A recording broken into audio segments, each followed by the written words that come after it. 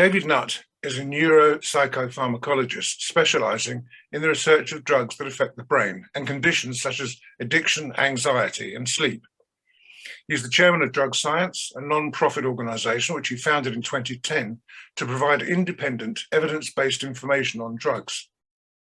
Until 2009, he was a professor at the University of Bristol, heading their psycho-pharmacology unit, and has been chair in neuropsychopharmacology at Imperial College London, as well as director of the Division of Brain Sciences there. David was a member of the Committee on Safety of Medicines and was president of the European College of Neuropsychopharmacology. I got that right. Anyway, he's currently a director of the Royal College of Physicians, the Royal College of Psychiatrists, and the Academy of Medical Sciences. He holds visiting professorships in Australia, New Zealand, and the Netherlands, and is a past president of the British Association of Psycho-Pharmacology and of the European College of Neuropsychopharmacology. He was the recipient of the 2013 John Maddox Prize for promoting sound science and evidence on a matter of public interest, whilst facing difficulty and hostility in doing so.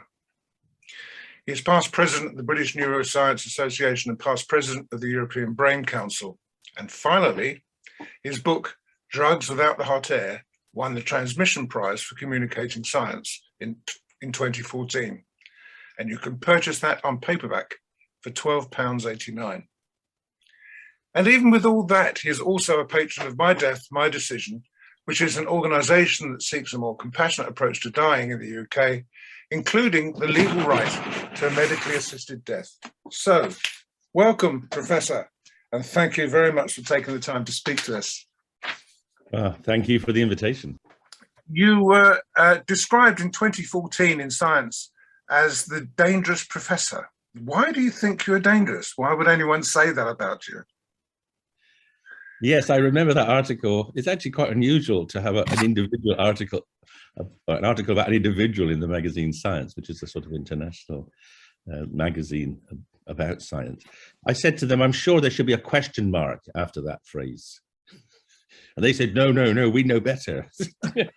No question mark, you are a dangerous scientist. And the reason they were... Not dangerous to me. No, quite. I'm dangerous because I challenge orthodoxy. Because I challenged the drug laws, the international drug laws, and I also come up with ideas which could change the way life is run on Earth. And that particular article was, I think, initiated by my arguing that it would be perfectly possible using modern science to replace alcohol with something that's less less damaging and therefore potentially of much greater health benefits. I know you've come up with ideas for developing alternatives to alcohol, and I'll come back to that in a few minutes. But one question I'd ask you, and one of our editors asked us, as a country that purportedly cares about the health of its citizens, how can we really approve and sanction the use of drugs for recreation? Well, there are two perspectives on that. The first is we do, we certainly encourage and allow the advertising of alcohol, which, as most of the viewers here will know, is from a range of different assessments, the most damaging drug in Western society. And we do that for a mixture of historical and commercial reasons. And then on the other side of the coin is we ban drugs which are much less harmful than alcohol, such as magic mushrooms and ecstasy, on historic principles of Puritanism and morality, and also because it's a good way of keeping drug enforcement employed. In 2007, you published a study on the harms of drug use in the Lancet, which ultimately led to your dismissal from your position as chair of the Advisory Council on the Misuse of Drugs, and later on to the resignation of 3 other scientists who shared your point of view. What exactly was the problem? And can you outline what happened then and why so many of your colleagues subsequently resigned? Yes, so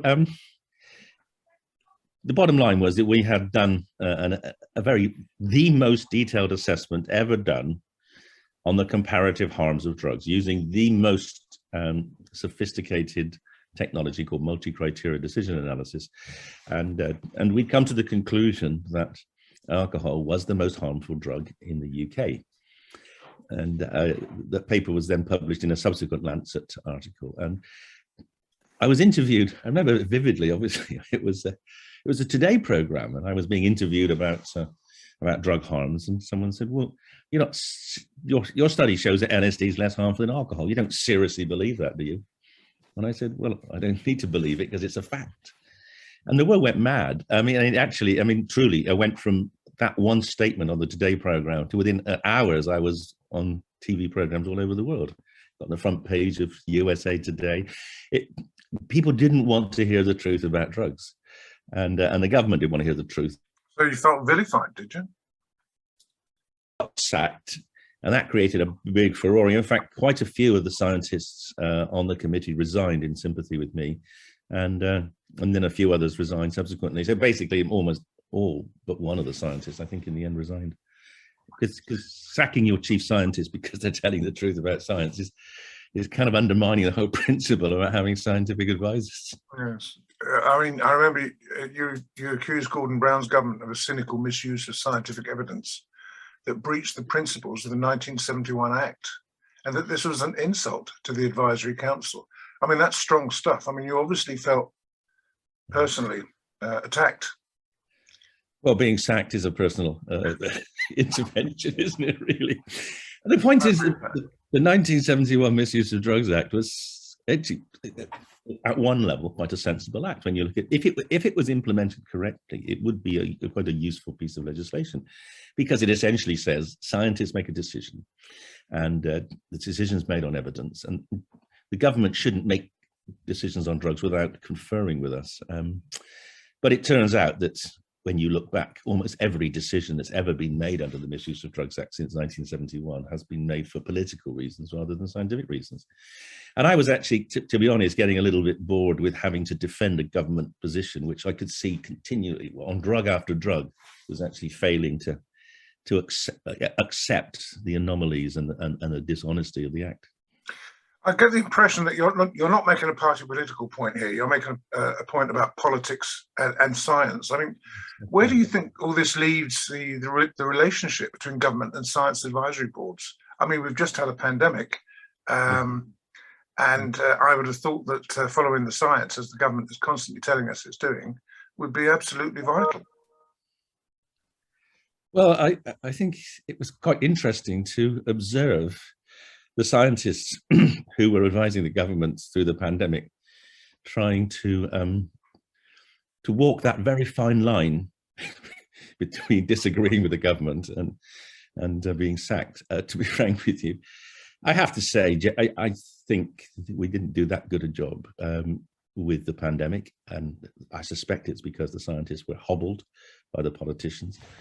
I also found it rather disturbing and actually disappointing that they didn't use the proper criteria. I mean, one of the things we did in assessing the harms of drugs was actually use this, what I've told you already, the multi-criteria decision analysis. Something like a pandemic, something like drug policy is complicated. It covers a range. It covers everything from social factors, economic factors, through to health factors. And to weigh them all up, you need to properly evaluate them, and then you need to assess them comparatively. I didn't see that. I didn't even see any structure in the well, if there was any, they didn't make it public, what the actual principles on which they were trying to deal with the pandemic were. At least with drugs, we do have a principle, which is to reduce the number of people who get harmed. Yes, that's a good point, actually. Anyway, to come back to the issue of your situation, you obviously felt passionately, I mean, that became very clear, and you founded the Independent Scientific Committee on Drugs, which was later renamed Drug Science. I mean, has this organisation been in any sort of collaboration with the Advisory Council since then? No, but we hold their feet to the fire. We read everything they put out and we criticise it if it's inaccurate, and we try to encourage them to be more open-minded and more pragmatic. Unfortunately, I think one of the downsides of my sacking was that the subsequent chairs of that council have become very frightened to stand up to the government, and actually I think they've actually ceased to function appropriately. I think basically now they're just spokespeople for government rather than challengers to government. And there are particular initiatives around two things, around medical cannabis and around psychedelics, particularly for end of life, where the council has vacillated and really failed to push the government to a position I think it probably would have conceded if there was initiative from the scientists on the council. And that's why I set up the independent committee, because we basically now, drug science is where most people, certainly journalists, media, parents, go to find out the truth about drugs and to find out what kind of advice they should be giving their children, relatives, etc. Do you get much public notice as, if you like, an unofficial government organisation? I mean, do you find that the media takes a lot of notice, or? The media don't go to the ACMD because the ACMD really doesn't communicate with the media. I think it's simply, as I say, it's becomes a bit of an appendage to government. It doesn't. That was one of the reasons I was sacked, because I started a policy of trying to tell the world what the ACMD was doing, to have transparent, open meetings. We set up the meetings so that the public could come, the public could ask questions. We tried to get a national debate going on about drugs and drug policy, with a view to maximizing the benefits of drugs, because many of the drugs that are banned, like psilocybin and MDMA, they're medicines. Banning a medicine is kind of a really absurd thing to do, and we'll perhaps come back to that later in the discussion. Yeah, so drug is the place you go to if you want to know anything about drugs. You go to drug science. I mean, we have now, I think, we've given it evidence to at least 7 separate national governments on drug policy. Just a few months ago, I was getting up at 4 a.m. to talk to the Indonesian Supreme Court as to why actually it would be perfectly legal under the UN conventions for Indonesia to grow its own cannabis, which it does, and use it on its own people, which it doesn't, because they're still under the misapprehension that the United Nations conventions actually debar countries from even having medical cannabis. So we do an enormous amount of work internationally as well as nationally. You published another study in The Lancet with Les King on behalf of the Centre of Psychedelic Research at Imperial College, in which you claimed that alcohol causes most harm to society, whilst heroin, crack, and methamphetamines are most harmful to the individual user. What kind of reaction did you get to that? And what was the main basis of those objections, do you think? Well, people don't want to know that alcohol is a problem because most of us drink. Most adults in Britain drink. And the reality is, I could plug my other book. There's another book on the shelf here called Drink, ? Which came out a couple of years ago, and it really tries to weigh up the pros and cons of drinking. And I have to say, I drink. I enjoy alcohol, but I don't drink. Certainly don't drink as much as I used to, having done some research for the book. But the reality is, alcohol is a very good social lubricant. It does. It's used by many people in social situations to facilitate conviviality and conversation, etc. But it has its downsides, and I would argue that every family in Britain has been damaged by alcohol. Either someone in it has an alcohol problem, or has been damaged by someone who has had an alcohol problem, like a drunk driver, or getting into fights and violence and after going to parties or clubs, etc. So it's the prevailing use of alcohol, which means it's the most harmful drug because so many people use it, and overall it's not particularly safe as a drug. I mean, here's an interesting statistic. Most people don't know this. If alcohol was discovered today and put through food safety testing, like any other ingredient that you might put in, like a coloring or a flavoring in food, under the current European regulations, the maximum allowable consumption of alcohol per year is a glass of wine. So we essentially close our eyes to the harms of alcohol because we enjoy it. And of course, there has been an experiment, hasn't there, in the past of banning alcohol altogether in America and possibly in other places, and it led to a catastrophic result. I mean, alcohol is very easy to make, isn't it? Well, that's one point. Of course, it's easy to get around the ban because anyone can brew it up in, most of our recycling bins. It's already being brewed as we wait for them to be collected. So, but worse than that. I mean, the point is, as you point out, alcohol prohibition was a social and certainly a legal disaster because it led to the rise of organized crime, which actually hasn't gone. I mean, that it's organized crime exists still today. So that was a mistake, and there's no way I'm suggesting that would be kind of stupid. If you want to know what my alcohol policy is, it's really pretty straightforward. It's basically price alcohol back to the situation where it was when I was a student, which was alcohol's about 3 times as expensive in real terms as it is now, and people drank proportionately less. And also, I would stop supermarket sales. I would limit alcohol as a drug to a place which has got specialist sellers, which is called an off-license. That's why an off-license is called an off-license, because it was like a pharmacy for alcohol. But the other thing I would do, and this is perhaps more controversial, is I would give people alternatives. A lot of people young people drink alcohol because everything else they do is illegal. And if things like cannabis and mushrooms were made legal, people would do that instead of alcohol. And because they're less harmful, then there would be less overall harm to society. That's an interesting take. I must think about that. I don't know anybody else who's suggested that, but it sounds an interesting idea. But you must see parallels then, surely, between the prohibition days of America with alcohol and the prohibition days now of drugs. I mean, organized crime is still very closely related to that, isn't it? Absolutely. I mean, we don't need to look. What's the best example? There's so many. I mean, look at Mexico. So prohibition of cannabis and opiates and cocaine have led to at least 1/3 Mexicans being dead, and lots of damage to countries like Brazil and Colombia and Peru in terms of deforestation and also deaths as well. So. And the war on drugs, which was created basically as a lever to get Nixon into power, completely fabricated. The fear of drugs was a fabrication that was put out by John Ehrlichman in order to distract the American peoples from the failing war in Vietnam. He wanted to focus on a war nearer to home where he could actually vilify Democrat voters, black people and intellectuals who use cannabis and heroin. And then, the war on drugs was very successful. He actually won every state except Maine based on a lie. And Ehrlichman has said subsequently, of course, it was a lie, but it was a very good political weapon. And we're fighting the war on drugs since. I mean, most people don't know that the 1971 Misuse of Drugs Act was brought in at the behest of America. Almost every drug law in our country, with one exception I can talk about later if you want, was brought in because Americans wanted our drug laws to mirror theirs. And we conceded in 71. Yeah. What was the other country?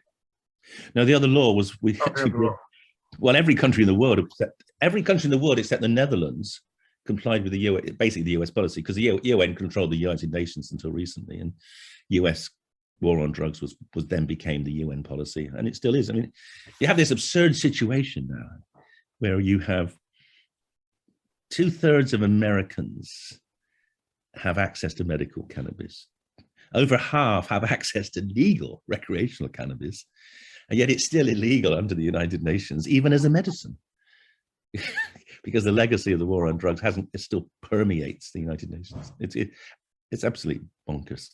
I have heard of people in one state who have been taking cannabis legally, in fact, for medical reasons, who, when they cross the border into another state, suddenly find themselves arrested for taking something that's been provided by their doctor.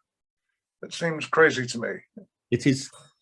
Well, just as an aside, just a couple of weeks ago, I was emailed by someone who's on medical cannabis. Medical cannabis is legal in Britain, but a lot of police don't know that. He was putting cells overnight for possessing cannabis, medical cannabis. The police did not know that cannabis is a medicine in Britain. Right, thank you for that. Moving on, I believe you coined the term equity sometime around 2010. Yes. And I know there's a whole story about that. So could you share that with us? I believe you fell out with Jackie Smith, who was the Home Secretary at the time, didn't you? That's what got me sacked, really. So let me give you a little prelude to this. I was actually sacked by Alan Johnson. And I mean, I have to, it's just, again, it's just a little bit of an aside. I've always been left wing, as you might imagine, and it was peculiarly unpleasant to be sacked by a Labour government when I was kind of sympathetic to their principles. In fact, to be fair, Blair and Brown had done some good things in terms of the treatment of addiction. They'd actually invested in addiction treatment, and under their stewardship, deaths, particularly from heroin and opiates in Britain, had fallen, which was great. And I was researching drug addiction, etc. So I was very sympathetic to Labour at the time. And then a strange thing happened. A man called David Cameron became head of the Tory party. And he came in and he said, I am going to, and then they said, what are you going to do when you take over the Tories? He said, one of the things I'm going to do is downgrade ecstasy from A to B. Probably because lots of kids were using it, and probably he had, and probably his friends, etc., had. And then the day after he became head of the Conservatives, he changed his mind. He said, sorry, I got it wrong. We've got to be hard on drugs. But this is got about, that's a really serious U-turn, and it was clearly he'd been pressured, and that made it very obvious that it was what the drug policy was from the Tories was going to be due to political pressure. And then he started attacking Blair on all drugs, and so Blair and then Brown decided to fight back, and of course, the fight back became ratcheting up the sanctions. So they started to arrest lots of young people for using cannabis, and arguing that drugs were more dangerous than they were. Now in 2007, Gordon Brown made a mistake. He made a big mistake because he said, we're going to have a proper scientific assessment of policy. And because we've got a government, which you remember vaguely probably, he said, this is a government of all the talents. And the Science and Technology Committee said, okay, that's great. Well, you've been doing all the talents for a couple of years. And so let's look and see, let's take 4 examples of where this talented team of yours has actually made changes. And they did health, I think they did economics, I think they might have done science, and they did drugs. So then we were speaking to this select committee, and they said, look, one of the things we find a bit funny about you guys in the ACMD is that why haven't you reviewed Ecstasy? It's been a Class A drug for the last, by that time, over 20 years. Why haven't you reviewed it? And we said, well, the Home Office won't allow us. And the Select Committee said, well, we're telling you to. And so we said, okay, we'll do it. And there's a very amusing anecdote there, because sitting on the same table next to me and the chairman at the time, Mike Rawlins, was the drug minister, Vernon Coker.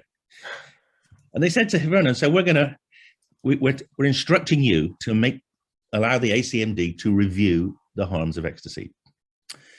And he said, well, he said, that's fine, but we won't do anything.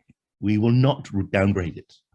And they said, well, why not? And he said, well, because the evidence tells us that you shouldn't. And they said, well, hang on a sec, you haven't got the evidence yet because we've asked the committee to collect it. And he said, well, bottom line is we're not going to do it. Anyway, so we went away, we reviewed the harms of ecstasy, very beautiful, very systematic assessment, came to the conclusion that that ecstasy was like other amphetamines and it should be downgraded from A to B. And Jackie Smith refused. And she refused because, Labour wanted to be tougher on drugs than the Tories. So, but I suspected she was going to refuse. So a few months before, I started thinking how we could communicate the comparative harms of ecstasy to the general public. And a few months before, I'm a psychiatrist, and I'm a pharmacologist, and I treated a lot of people who had brain damage and who had problems with attention and behavior as a result of that. And I saw in my clinic a woman who had fallen off her horse and damaged her brain and damaged the frontal part of her brain. So her behavior had completely changed, and she became very disinhibited, very hyperactive. Her husband had left her, taken the children. She'd lost her job. She was excluded from the local pubs, etc., because of her extreme disinhibited behavior. And I began to think about, well, hang on, is horse riding dangerous? Not least because I had 2 daughters who were riding at the time, and I discovered that horse riding was peculiarly dangerous. Up to about 30 people a year in Britain die falling off horses or being crushed by horses. And then I realized there was a Times journalist. I think, what was she called? Melanie something. And she was talking about her horse riding addiction, because she'd fallen off her horse. She'd broken her neck and broken her back. And she was in a metal frame, but she was still riding horses. Why? Because she was addicted to horse riding. And then I thought, maybe horse riding is a comparison for ecstasy. So I created this new drug called Ecstasy, equine addiction syndrome. And I published a little paper, thought piece, saying, ecstasy is more dangerous than ecstasy. And people thought it was a drug, and then they read it and they realized it was horse riding. But horse riding is more harmful than ecstasy. And I thought, well, at least that puts things in proportion. Why you don't ban horse riding because people like it. So why would you ban ecstasy because people like it? And the world went mad. I mean, Jackie Smith went hysterical and bawled me out and assaulted me in Parliament. Conveniently, by the way, although it didn't work in the end in her favor, conveniently on the day she was going to be cross-questioned for having flipped a second home to her sister's flat in London, from her house in Birmingham. So it was a kind of smokescreen there. But anyway, she got caught for that and she got sacked. But that was the beginning of my end, because people didn't want to know the truth about drugs. And I'll just finish the story. The story rolled on then, because it was Johnson took over as Home Secretary, Johnson who sacked me. And then a few years ago, as you know, Johnson's written a couple of books. The first one, quite a moving book about his childhood and how he had to look after his sibling because his mother was dead and his father had left. And then he wrote another book about how he sort of fought his way into politics. And he was at a launch of his second book about 3 years ago, when a friend of my wife's was there, and she asked him the question, she said, why did you sack Professor Nutt? And he got quite angry, because he still, I think, finds that it was an irritation that he had to put up with me. He was criticised quite a lot, wasn't he?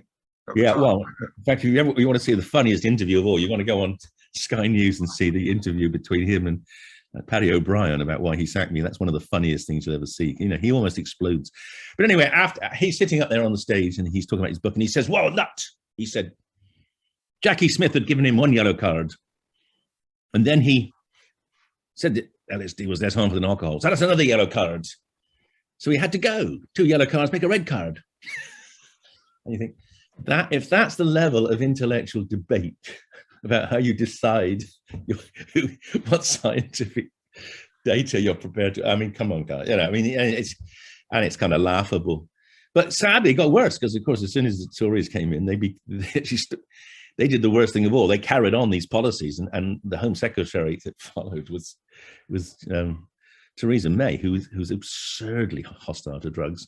And what's worse, of course, the Tories then removed half the funding that Blair and Brown had put into drug treatment. So we've got the worst of all worlds. We've got punitive policies which don't work, a failure of treatment, and that's why we have year on year in the last 3 years, we've had the largest number of deaths from drugs ever recorded in this country. Each year we break our own record of deaths. It's actually appalling. Well, that's terrible. I have had the impression myself that politicians seem to be in competition about how hard they're going to beat the drugs people. But I didn't know that the drug situation or the number of deaths from drugs is still increasing year on year. I think that's horrendous. Insane. It's we know that's because we've taken away treatments.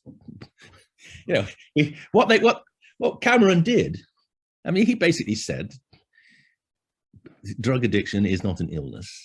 It's a moral decision. And so he took addiction out of medicine and put it into social care, which meant the budget was halved.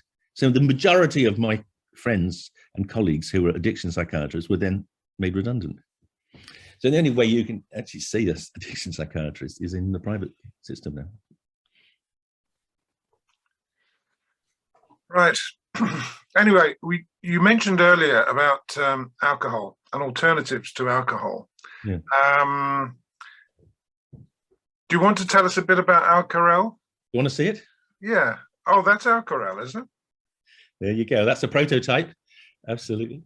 Oh, it's a prototype. So, I mean, can you describe it relative to alcohol? I mean, yes. So it's safer, and what's the alcoholic content or whatever? There is zero alcohol in it. It right. is not alcohol. Okay. No alcohol whatsoever. So we've done two things. The first thing I've been doing is to invent molecules, which, here you go. Oops. There you go, see it there? So there's some powder. That powder there is a molecule which I've invented, which I know will mimic the desirable effects of alcohol, which will give people some relaxation, sociability, bit of conviviality, bit of relaxation. And the plan is to put that through safety testing, so that when it's if we get through the safety testing to make it a foodstuff, we can then put it into a range of different drinks. We can sell it as an ingredient to the drinks industry, so they can make up their own alcohol alternatives, which will have some functionality, because up till now, all the alcohol alternatives are flavored water. They don't contain any substances which actually mimic the effects of alcohol. So what I've done is this: having spent 40 years pretty much researching alcohol, I'm pretty confident now. I know where the good effects come from in the brain and how to mimic them. I know where the bad effects come from and how not to mimic them. So this here is designed to just turn on the bits of the brain which give you the good effects of alcohol, but not turn on the bits that give you the bad effect, and also not to affect the liver and the heart, or to have very, very much reduced risks of any kind of interactions outside of the brain. So you call this Centia, is that right? No, so let me, right, so this is important. So this is still called Alcarel, that's right. So Alcarel is a synthetic construct, it's a concept, this is the prototype. If it goes through safety testing, and then hopefully it'll be the end product, but it may not be. There's other ones we can, we're still in the process of inventing molecules and testing molecules. Oh, but in the meantime, because getting substances through food safety testing takes many years and is very expensive, we've launched a botanical equivalent called Centia. And Centia is essentially a botanical drink, again, alcohol-free, that contains a range of herbs, which over the years we've explored to contain substances which mimic the effects of alcohol, like the synthetic, like Alcarel. But these are natural products that are produced in plants, and they come from plants which have often been known for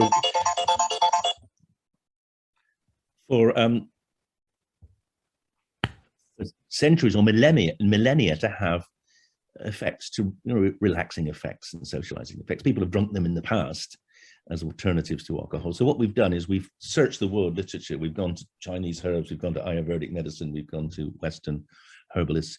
We've come up with a cocktail of herbs that we think will mimic those necessary effects of alcohol in the brain, and also put in some other substances to facilitate entry into the gut, into the brain, and also flavoring as well, because of course that's critical for having a nice drink. And we've launched that. Centia. It's been launched about a year now, and it's just doing pretty well. You can buy it online, and I think it's just started being sold now in some of the higher end bars and restaurants in London. So you do have an alternative now if you want. So it is on the market, effectively. It's on the market. It's been mail order until last month, but now it's being distributed by one of the big drinks distributors called Proof. So it's actually going into bars and restaurants in London. Centia, Sentia. You can look it on the website. You just search Centia. You'll be able to order it and try it out. It's like a vermouth. It's a strong, rich purple color. It's like a strong vermouth, and you can either drink it neat on ice, or you can. Most people mix it with whatever they prefer. You can mix it with apple juice, orange juice, tonic, whatever. Bit of it's like a non-alcoholic vermouth, but it does have a clear relaxing and socializing effect. So what if you drink too much? What happens? Well, do you get a hangover? The hangovers from alcohol are caused by the off-target effects of alcohol. And this doesn't have off-target effects, so it doesn't turn on those systems that cause the hangover, no.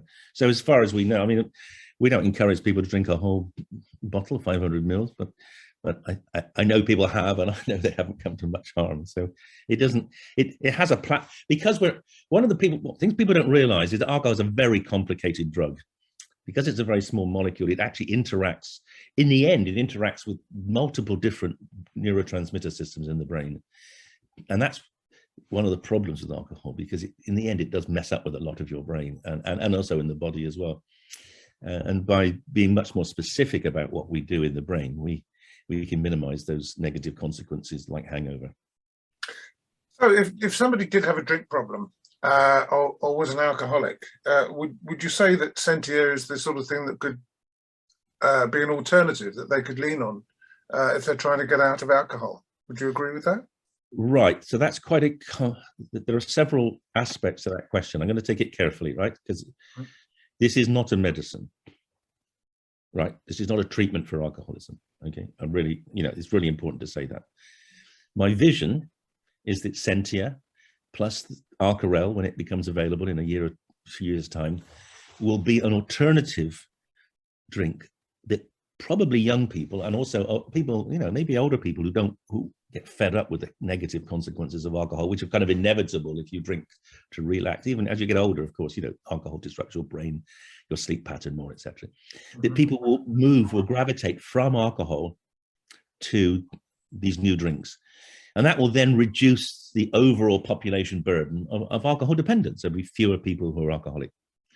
However, there are clearly people who have been alcoholic and who have stopped drinking, and some of them have enjoyed Centia. And to my knowledge, they haven't relapsed to drinking. So I found it as an alternative, and they've come up to me and they said that they enjoy it and they felt it's safe to drink. But I cannot say that that will be true for all alcoholics. So there's no way I could possibly encourage alcoholics to try it. On the other hand, if you are alcohol dependent and you want to drink something that is less harmful, then it's almost Centia is going to make more sense than alcohol. That's very interesting. Thank you for that. Just coming back to cannabis very briefly, it's clear that you think cannabis should be classified as a Class C. I think it should be legal. I don't think. You think? I was going to ask you that question. You actually think it should be legal? I was quite surprised that when on holiday in Czechoslovakia, I went to a sweet shop where you'd expect children to be, and there was chocolate on sale that had been laced with cannabis. And I was really quite surprised to see that. Well, let me qualify what I mean by legal.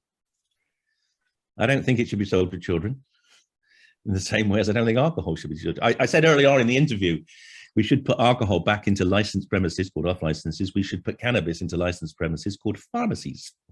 And then people should be able to get recreational cannabis and medical cannabis from pharmacies or some other specialist shop, like a cannabis off license. I definitely don't think it should be marketed to children. I think that is one of the big mistakes that they've done in some American states, particularly Colorado. Just quickly going back to moving on to psychedelics like LSD. I mean, you have explored those effects as well. Yes.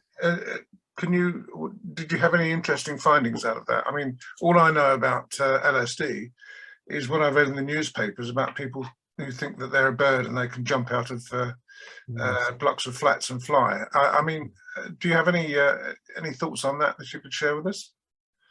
Oh, I do. I have not. I mean, for a start, most of those are fanciful. Most of the hysteria that got LSD and other psychedelics banned in 67, 68, 69 here was created by the CIA in order to try to undermine the role of psychedelics in changing people's attitude to the Vietnam War. So it's all part of the war on drugs. This was all part of trying to stop the West Coast hippie movement being anti-war. And in those days, they couldn't ban a drug just because it existed. They had to create harms. So they created these fictitious harms and they managed it. So most of the stories of harms are actually created. And of course, there have been very powerful creations because people like you still believe them because that's all you hear about. But the reality is, before LSD was banned in 67, 68, it had been tested in over 40,000 patients and had been shown to be a revolution in treating disorders like depression and addiction. It's not generally known that the founder of Alcoholics Anonymous actually got 6 trials of LSD and alcoholism funded by the US government in the 50s and 60s. And the what we call the effect size, the magnitude of the clinical effect of LSD in alcoholism is twice, probably 3 times actually, bigger than any drug, any treatment ever since for alcoholism. However, we haven't used it for alcoholism in over 50 years because it got banned. So the political ban it probably had no impact whatsoever on recreational use, but it's denied access of the most powerful therapy for alcoholism there's ever been for 50 years.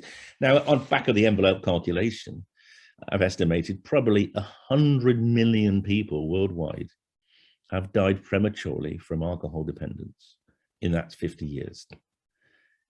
And how many lives have, and so, you know, maybe if LSD only helped 10% of them, that's 10 million lives saved. How many lives have been saved by the ban? Probably none, but let's say it did stop. Maybe it deterred a few people, maybe 100, maybe 1,000, even 1 million lives saved, which is completely implausible. It's still the equation in favor of keeping it as a medicine is so much. So this is the banning of LSD and other psychedelics like psilocybin. This is the worst censorship of medicine in the history of the world, and it's completely politically driven. And it has, you know, it's even worse than what I've told you, because not only have they banned access to these medicines, but they've also banned research. And there was an explicit policy of trying to get the world to forget psychedelics, because they were seen as so threatening particularly to the American state, because it made people challenge the idea that you have to fight wars in order to establish your sort of political supremacy. It's the worst censorship of research, and we've rectified that now. I started 15 years ago studying the effects of psychedelics on the brain, largely scientifically, because I wanted to know what they did before I died. And then I discovered, to our amazement, that they actually change parts of the brain that we know lead to depression. And subsequently, we've done 2 major studies which shown that psilocybin is a really powerful, probably the most powerful treatment of resistant depression there's ever been. And it's now being rolled out in research all around the world as a treatment. So we are beginning to rectify the pendulum swinging back, but it's still very difficult to do this research because it's still an illegal drug. And it's in a special class. They put psychedelics in a special class. This is, I'll tell you the absurdity of this. So to research psilocybin, magic mushrooms, which, you know, widely used in many, many cultures all over the world forever, I had to have a special safe put into my office. I say, why can't I put the psilocybin next to the heroin and the fentanyl that I work on? They say, well, you can't do that because those are medicines and they're not as dangerous as psilocybin. And I say, this is madness. So I have to spend thousands of pounds getting a special license and a special safe to store a drug, which basically you can pick in the, you know, in the fields of Wales any time in this autumn. I mean, the drug laws are not only damaging, but they damage research as much as they damage people's lives and livelihoods through the war. You know, this is quite extraordinary to me, and I'm absolutely amazed at some of this. But I mean, to be clear, you are not for one moment suggesting that drugs are perfectly fine, nor are you suggesting that psychotic drugs should be freely available to all. But can you describe your vision, and this is my last question about this anyway, of a society where the damage that recreational drugs can cause is minimized to the greatest extent? Yeah, there's a very nice book on it. It's written by a guy called Aldous Huxley. It's called Island. That's the template. Read the template. That is a most beautiful book because it summates his experience of a range of different drugs, including psychedelics, but also it brings together his psychotherapy, his dance therapy, a world based on the theories of using mind-opening drugs plus dance, plus psychotherapy, plus education. That, to my mind, is what we should be doing. And unfortunately, that book was written, I think, in 1957. So we've had plenty of time to read it and to work on it, but we've not been allowed to because these drugs are illegal. And I'll tell you what, this will probably terrify you, but I've got to tell you this. I was on a good read 5 years ago. They said, talk about your favorite book. So I talked about Island. And a couple of weeks later, I went to a meeting in Parliament of the all-party parliamentary group on drug addiction. And a therapist, a drug therapist in London, stood up and harangued me for daring on the BBC to talk about a book that mentioned psychedelics. And you kind of realize that we're up against an enormous vestige of well, let's hope it's ignorance. Let's hope it's not just malignant stupidity. But I was kind of gobsmacked that I could be attacked for saying what I think is a sensible way forward. I'll be banning Alice in Wonderland next. Oh, yes. That's a different one, by the way. That's Amanita. That's not psilocybin. All right. Thank you for that. Thank you. Is there anything else that, I mean, I do have one final question for you, but not related to drugs directly. But do you have anything else that you'd like to tell us, you'd like to share with us? I mean, you've said a few things already that have just blown me away, frankly, but is there anything you'd like to add? I would like to say a few things, if I may. One of the worst censorships is actually in Britain now is medical cannabis. So it's almost 3.5 years ago, the chief medical officer, Sally Davis, said, cannabis is a medicine. Doctors can prescribe it.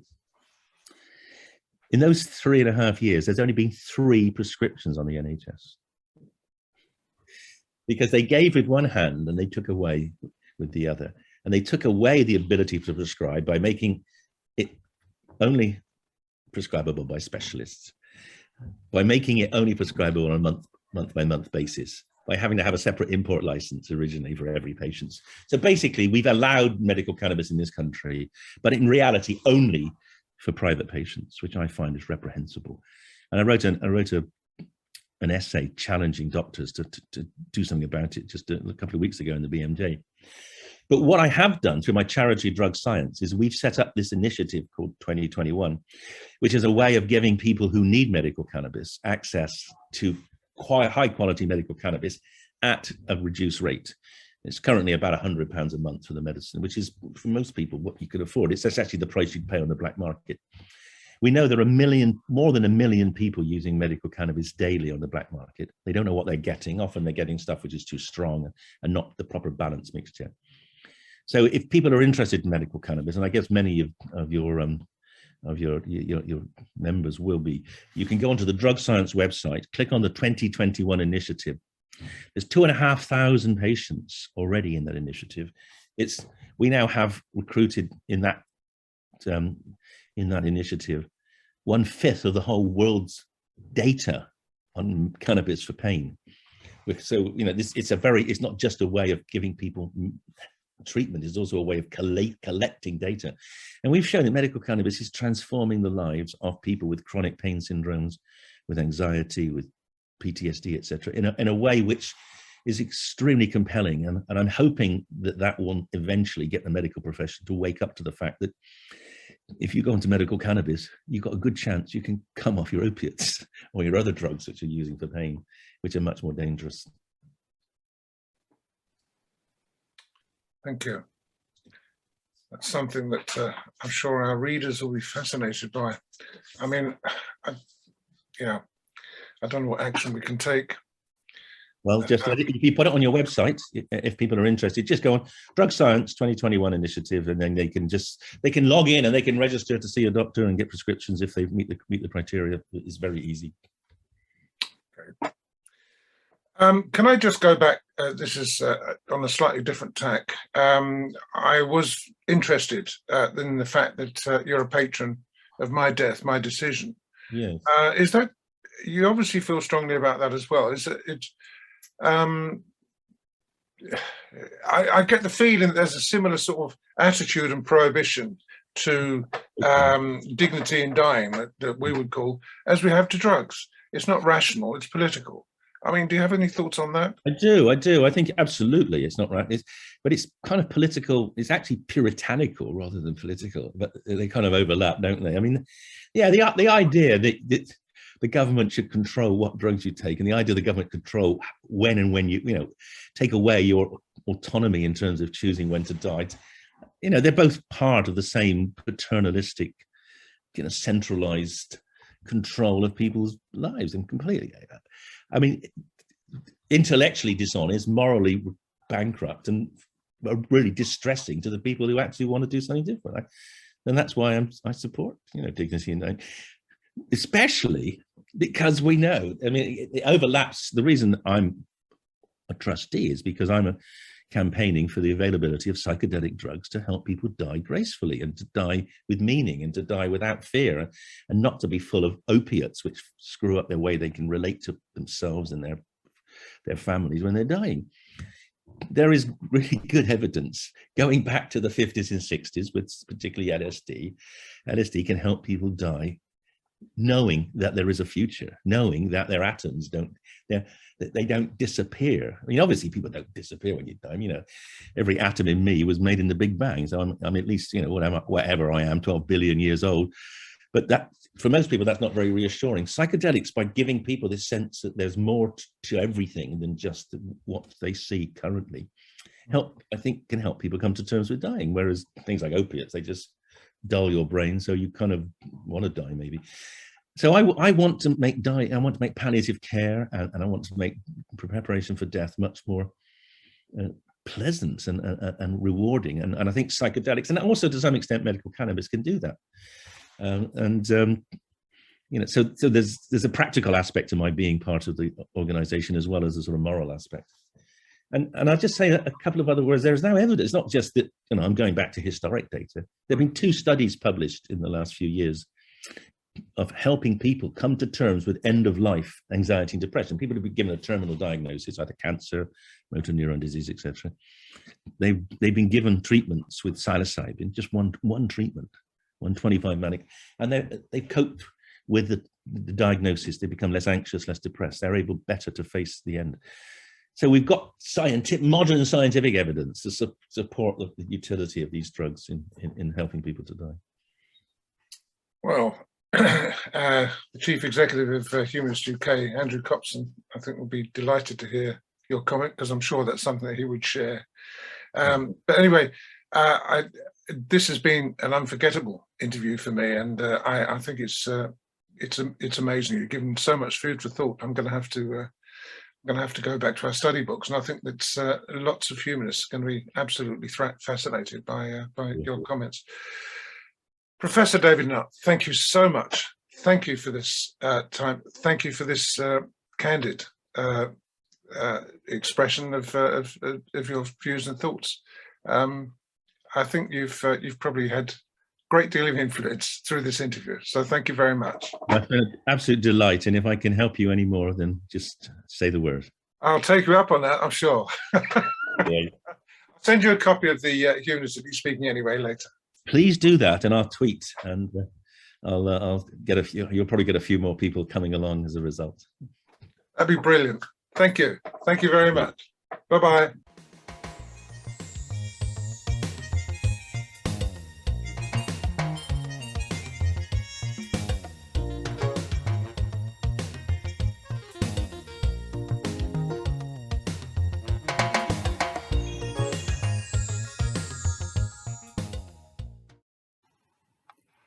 Humanistically Speaking is a volunteer-run online publication slotting in the gap between National Humanist glossy magazines and Humanist UK's newsletter.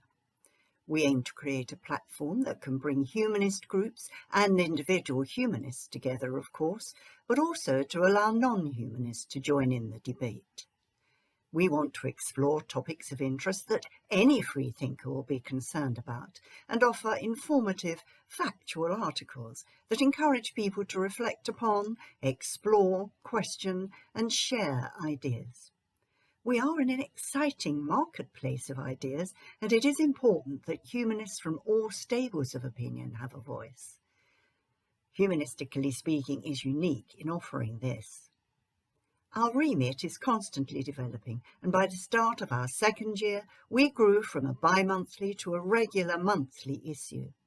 We've also expanded from email communication only to launching our own website and created our first values publication, From Atheism to Humanism. All of this has been made possible through your donations and your goodwill, and we're deeply grateful to those supporters among you who have donated already. But this is just the beginning. Our aim is a bold one.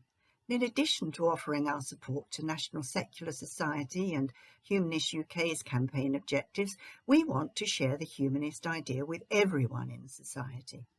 Naturally, we want to celebrate rational thinking, open inquiry, compassion, fairness and justice, but we want to balance these good things with enjoyment and having fun, a sense of comradeship and the thrill of just being alive. But to go further, we need financial security, and we're asking you to help us. If you approve of what we're doing, please join us on our journey towards the foundation of a national humanist magazine that lends voice to every rational and respectful opinion. We want to explain and celebrate what humanism is and share humanist ideas that we believe can do so much to improve the way we all live. You can help us to achieve these aims by setting up a standing order of £4 a month or whatever you can afford to Humanistically Speaking, or if you're not able to do that, think about giving us a kickstart boost by donating a one-off lump sum of perhaps £20. Our bank details are at the bottom of this screen, but if you prefer, please click on the link below that will take you straight to the appropriate place on our Humanistically Speaking website and follow the guidance given. Every donation will be acknowledged with a message of thanks from us.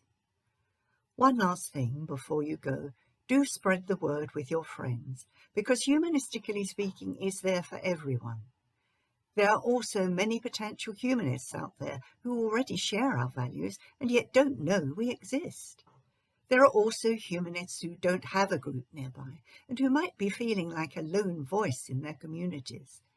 We would like to serve them also and play our part in breaking down any sense of isolation. We're doing all we can by committing our time and energy. Please help us with your goodwill and donations and join us on this journey. Thank you.